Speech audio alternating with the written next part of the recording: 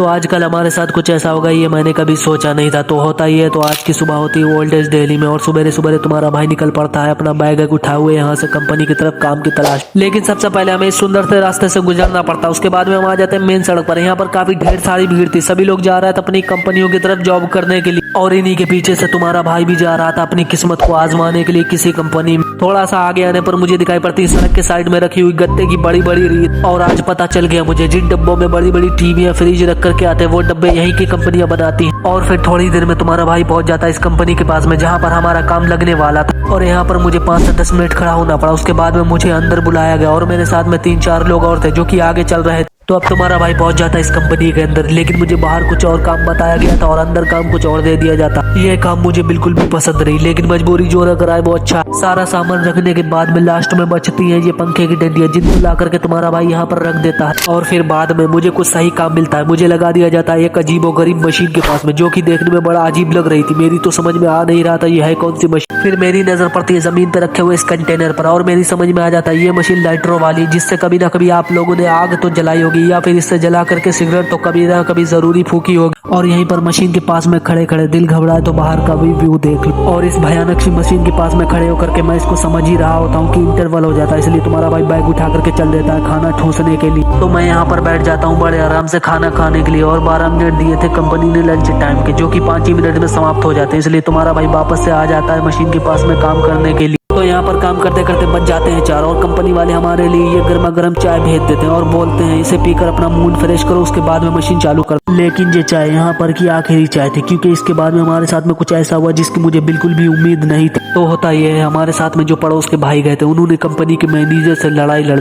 और उसने हम 2 की नहीं बल्कि हमारे साथ में जो 4 गए थे उनकी भी छुट्टी कर दी और बोला दफा हो जाओ दोबारा इस कंपनी में घुसना। और अभी के टाइम सड़कों पर काफी ज्यादा सन्नाटा था क्योंकि लोग कंपनी के अंदर काम कर रहे थे और मुझे बाहर निकाल दिया गया था। हल्की हल्की शाम हो रही थी और सूरज डूब रहा था। कंपनियों में ठोकरे खाकर तुम्हारा भाई चल देता है वापस से अपने रूम की। लेकिन एक दिन ऐसा आएगा जब मैं अपना गोप्रो कैमरा लेकर के ट्रैवल ब्लॉग बनाना शुरू करूंगा तब मुझे ठोकरे खाने की जरूरत पड़ेगी ही नहीं।